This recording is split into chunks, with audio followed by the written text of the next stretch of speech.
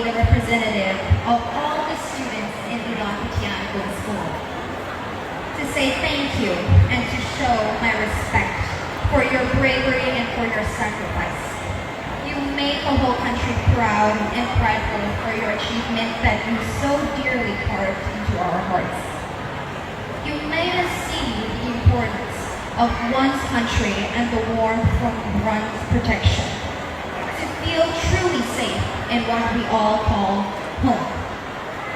และต่อจากนี้นะคะ หนูก็ขอพูดแทนคุณพ่อค่ะ ซึ่งคุณพ่อหนูเป็นคนฝรั่งเศสค่ะ และเป็นคนแต่งอันนี้เพื่อคุณพลโทบุญสิทธิ์คาดการโดยเฉพาะเลยค่ะ